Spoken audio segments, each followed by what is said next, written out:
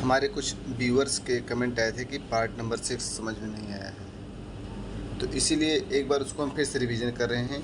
Next हम अपने session पर चलेंगे, पूरा पार्ट नंबर 6 का वीडियो एक बार फिर से हम अपलोड करेंगे, ठीक है ना। देखिएगा, समझिएगा, आप अपना फीडबैक देते रहिए, हम आपके साथ हमेशा लगे रहेंगे। पार्ट नंबर 6 में जो था हमारा, वो विभाजकता का नियम था। विभाजकता का नियम में पहला क्वेश्चन था कि दो से विभाजकता के नियम। हम क्या पढ़ रहे थे उसमें? विभाजकता के नियम, दो से विभाजकता के नियम। दो से विभाजकता के नियम वो हैं जैसे किसी भी संख्या के अंत में जो इकाई अंक हो। जैसे एग्जाम्पल के तौर पे हम 6, 7, 8, 9, 2। अब हमारी ये इकाई, दहाई, सैकड़ा, हज़ार, 10,000 ये बनाना, तो हमारा इकाई की जो हमारी अंत की संख्या है ये 2 है, ठीक। इसे हम क्या बोलते हैं? इस पूरी संख्या की इकाई बोलते हैं। अगर यही संख्या सम हो या फिर शून्य हो, यही संख्या सम हो अर्थात शून्य हो, तो वो संख्या क्या होगी? 2 से पूरी तरह से विभाजित हो जाएगी। अब जैसे हम क्या करेंगे, 1850 हमारे पास एग्जाम्पल, राइट। इसको एक बार हम 2 से काटने का देखते हैं, क्या 2 से कटेगा? 2 9 18, ओके।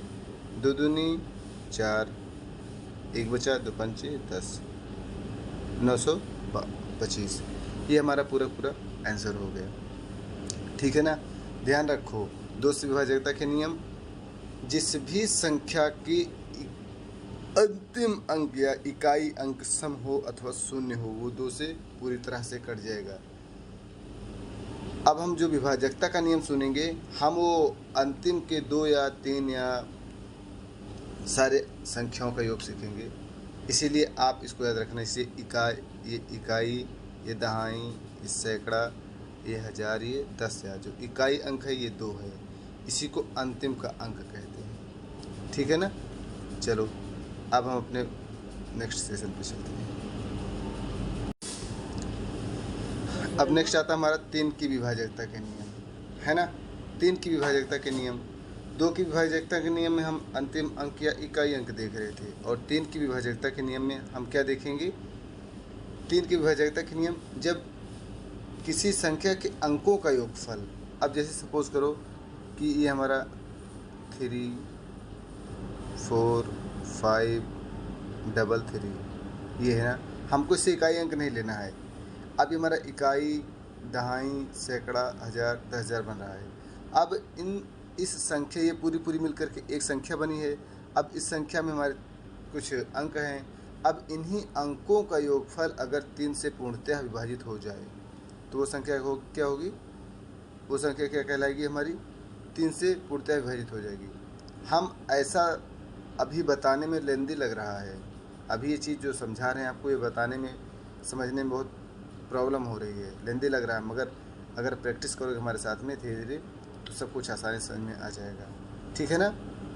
ध्यान देना, जब संख्याओं के अंकों का योगफल अगर 3 से पूर्णतः विभाजित हो जाए, तो वो संख्या 3 से विभाजित हो जाएगी। जैसे अब अगर हम इनको आपस में क्या करेंगे? जोड़ देंगे, है ना। जोड़ देंगे तो 3 3 6 6 5 11 11 4 15 15 3 18। इन सभी संख्याओं का योगफल कितना बना है?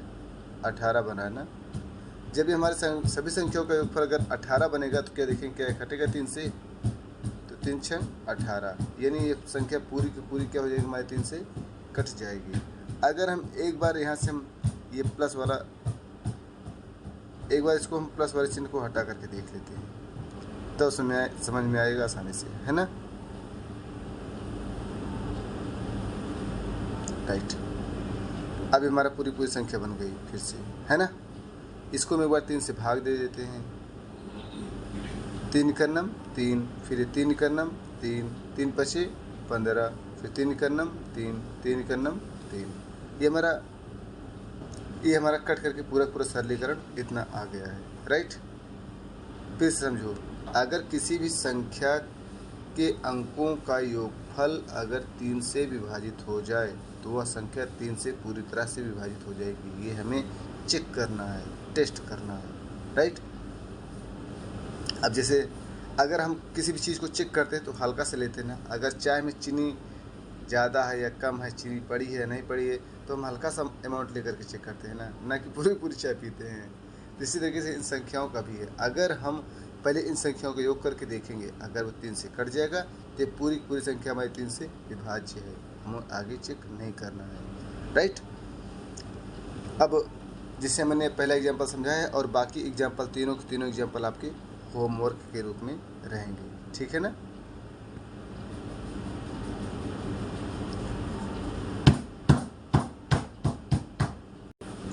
चलो अब सीखते हैं 4 की विभाजकता के नियम। 4 की विभाजकता के नियम क्या है? 4 हमारा है क्या? देखो सिंपल सी बात है, हम अगर ओरिजिन पॉइंट मैथ का अगर हम सीख लेंगे तो हम सब कुछ सीख लेंगे, सब कुछ सॉल्व कर लेंगे।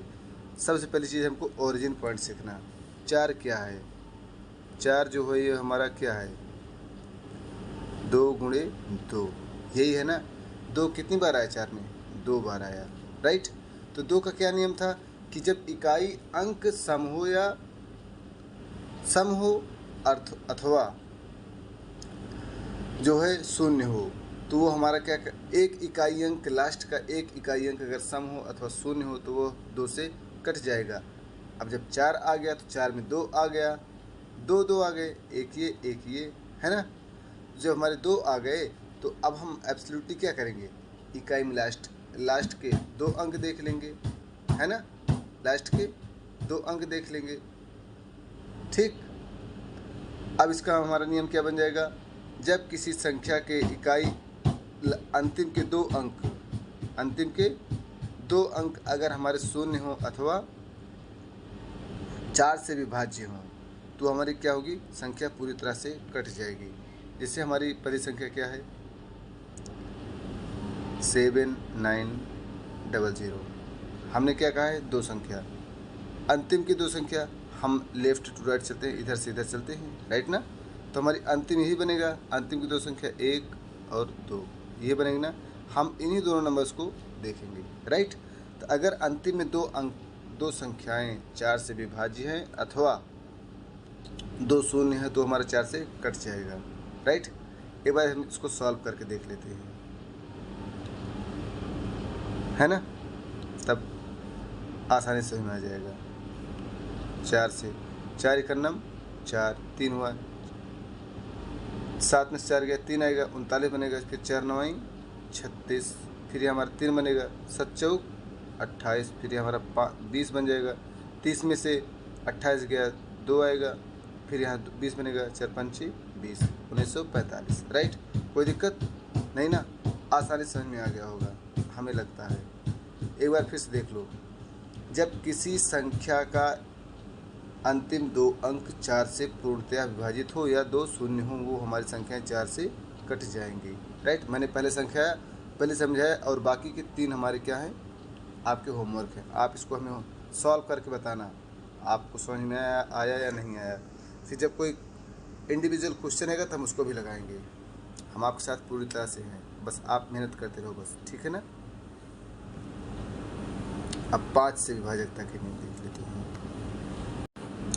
5 एक ऐसी संख्या है जो कि सिर्फ अपनों के साथ चलती है, काम खत्म, उसका किसी और से कोई मतलब ही नहीं है ना। तो 5 में हमारा क्या नियम है? 5 का हमारा नियम है कि या तो इकाई अंक 0 हो या फिर 5 हो। इकाई अंक 0 हो अथवा 5 हो, तभी वो 5 से कटेगी और किसी संख्या से कटेगी ही नहीं। अब इकाई अंक हम बात कर लेते हैं, 7 8 6 6 9 0, यही है ना। ये हमारा इकाई, दहाई, सैकड़ा, हज़ार, 10,000, लाख, ये हुआ, ठीक। अब हम क्या करेंगे? हमको इकाई अंक लेना ना, इकाई अंक तो हमारा यही कहलाएगा, ठीक है ना। तो अगर यही अंक या तो 5 हो या तो 0 हो तो यह 5 से पूरी तरह से कट जाएगा, राइट। एक बार हम चेक करके देख लेते हैं कि क्या ऐसा हो पाएगा या नहीं, है ना। तब और आसानी से हमको समझ में आ जाएगा। सुन, अब इसको हम 5 से काटते हैं। 5 कर्नम 5, 2 बचा 28 बना, 5 पचम 25, यहाँ हमारा 36 बना, 5 सते 35, ये हमारा 16 बना, 5 तिहाई 15, ये 19 बना, 19 बनाना, फिर 5 तिहाई 15 और हमारा 4 आ गया तो 5 अठे 40। राइट, हमारा इतना हमारा कट करके पूरा पूरा आंसर आ गया। बात ध्यान से समझो, हम कंपटीशन देने जा रहे हैं, हम डिस्क्रिप्टिव या हमको फुल एक्सप्लेन नहीं करना है, हम कंपटीशन सीख रहे हैं। तो कंपटीशन में महत्वपूर्ण चीज़ है कि कंपटीशन का एक ही फंडा है कि वीर तुम बढ़े चलो, सामने पहाड़ आए तो बगल से निकल चलो, ज़रूरी नहीं हमको उसको तोड़ना। तो हम लोग कोई ना कोई एक ऐसा तरीका ढूंढेंगे जिसके ज़रिए कि हम इसको ईजिली समझ लें कि यह है क्या। बस काम ख़त्म, हमको समझ करके आगे निकल जाना है, समझ करके सामने वाले एग्जामिनर को हमको समझा देना है, बस उसके बाद हमें कोई मतलब ही नहीं है। ठीक है ना, तो हमको सिर्फ समझना है।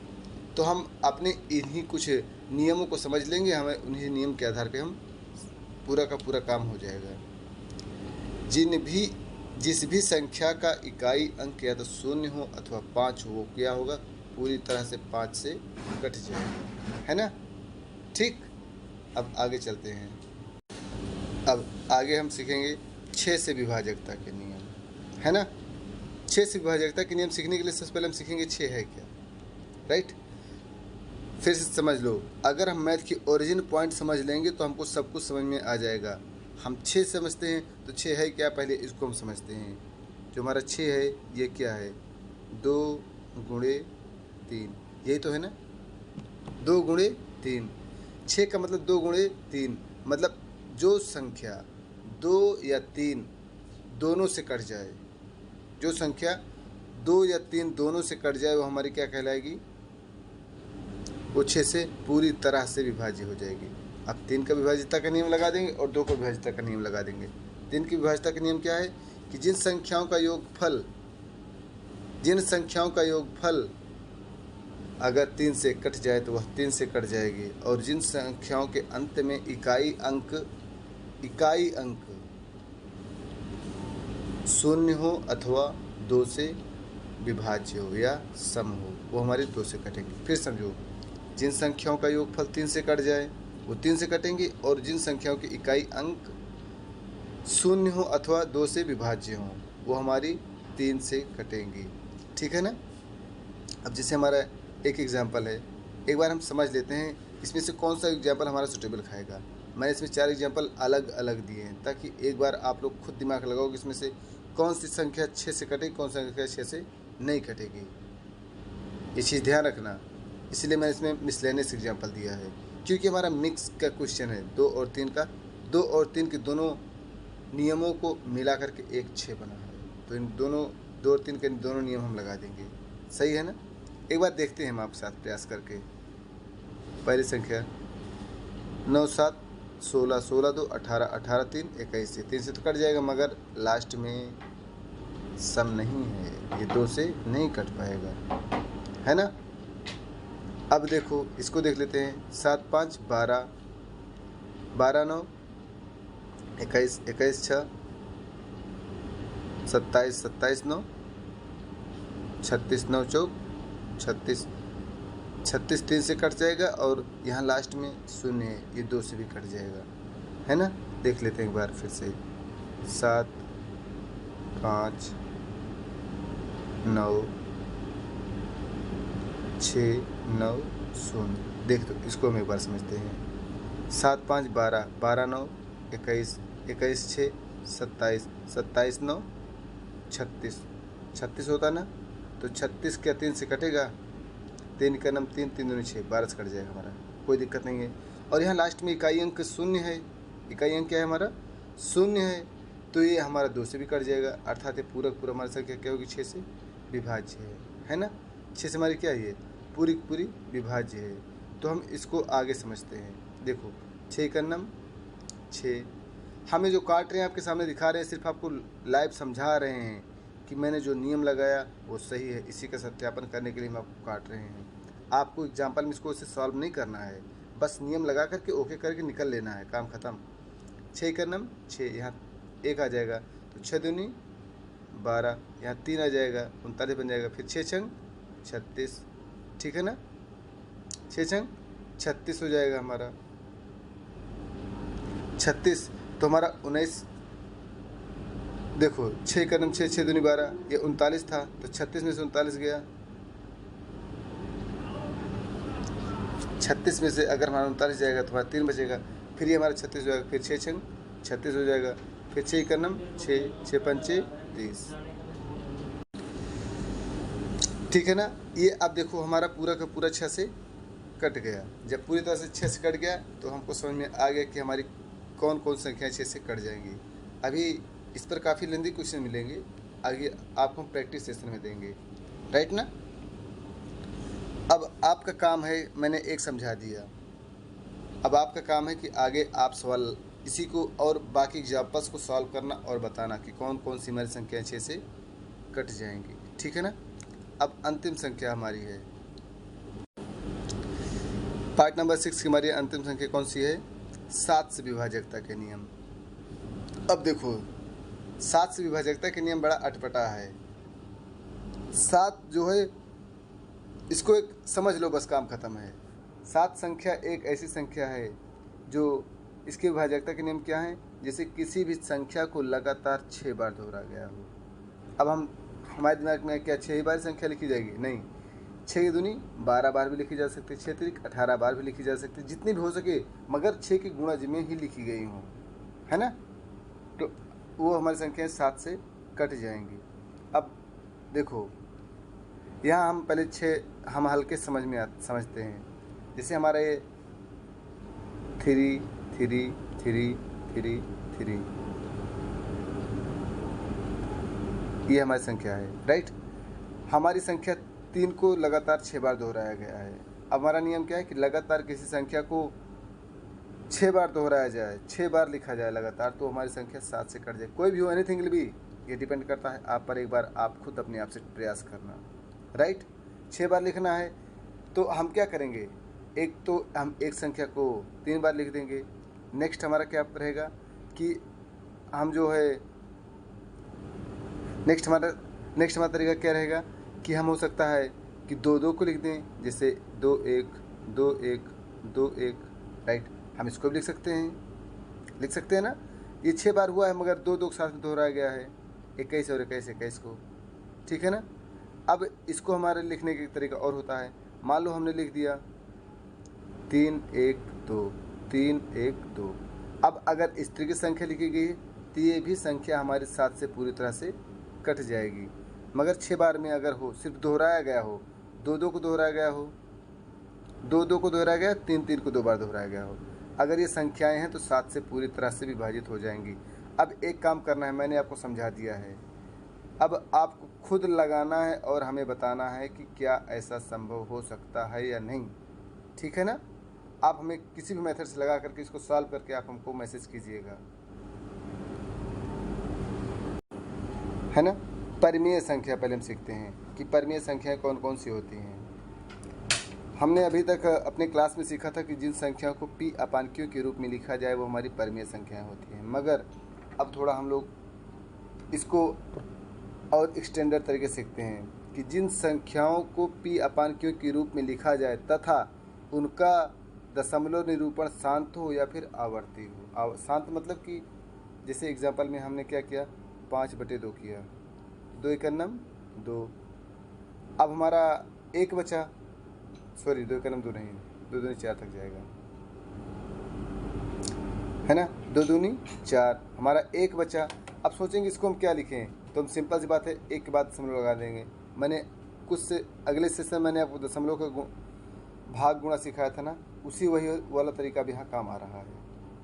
अगर हम यहाँ पर दशमलव लगा देंगे तो एक के बाद हमारा शून्य लग जाएगा, तो 2 पंचे 10। अब यहाँ से पूरा कट गया, यानी यहाँ दशमलव की एक संख्या बाद हमारा क्या हुआ, पूरी तरह से शांत हो गया, कोई दिक्कत नहीं, है ना। अब देखो नेक्स्ट हमारा अगला क्या रहेगा। मान लो हमने 7/3 कर दिया, 7/3 कर दिया, ठीक। तो हमारा 3 दूनी 6 हो जाएगा, 1 आएगा, फिर दशमलव लगाएंगे, 0 बढ़ाएंगे, फिर 3 त्रिक का 9, फिर 1 आएगा, फिर 3 त्रिक का 9। इसी तरह 3 हमारा बढ़ता जाएगा, यानी 2 का रिकरिंग कितनी बार हो रहा है, 3 का रिकरिंग बार बार हो रहा है ना। ये हमारा क्या कहलाएगा, ये हमारा आवर्ती कहलाएगा। आवर्ती मतलब जो बार बार आए, है ना, जो संख्याएं बार बार आए वही हमारी क्या कहलाएंगी, आवर्ती संख्याएं कहलाएंगी। तो जिन संख्याओं का दशमलव निरूपण शांत हो अथवा आवर्ती हो वो हमारी क्या कहलाती हैं, वो हमारी वो हमारी परिमेय संख्याएं कहलाती हैं। ठीक है ना। हमारा नेक्स्ट क्या है, अपरिमेय संख्या। अपरिमेय संख्या वो संख्याएं हैं जिनका दशमलव निरूपण अशांत हो, शांत या आवर्ती न हो, जिसे P/Q के रूप में ना लिखा जाए। ये हमारे ज़्यादा काम में नहीं आते, फिर भी हमको एग्जाम्पल के तौर पे एक चीज़ सीख लेना है कि वो संख्याएं जिनका कैलकुलेशन रियल में एग्जैक्ट नहीं आता, वो हमारी क्या कहलाएंगी, अपरिमेय संख्या कहलाएंगी। जिससे हमारा 22/7 ये हमारी परिमेय संख्या है, मगर पाई का मान हमारा पूरा एकदम एग्जैक्ट वैल्यू नहीं फाइंड आउट हुआ है। ठीक, √3 हो गया, ये हमारा पूरी तरह से पॉइंट आउट एकदम फाइनलाइज नहीं होता है। हम 1.143 तक जाए हैं, 141 तक जाए हैं, मगर उसके बाद से हमारा और भी आगे संख्याएं हैं, तो हम इनको क्या करते हैं, इनको हम अपरिमेय संख्याओं में लिखते हैं। वो संख्याएं जिनका एग्जैक्ट वैल्यू ना निकाला जा सके, जिनको हम एग्जैक्ट तरीके से ना लिख सके, वो हमारी क्या कहलाएंगी, अपरिमेय संख्याएं कहलाएंगी। ठीक, अब एक बार इसको फिर से देखना, रिपीट करके देखना। अगर किसी पॉइंट में कोई प्रॉब्लम होगी तो आप हमको कमेंट करना, हम आपको अवश्य समझाएंगे।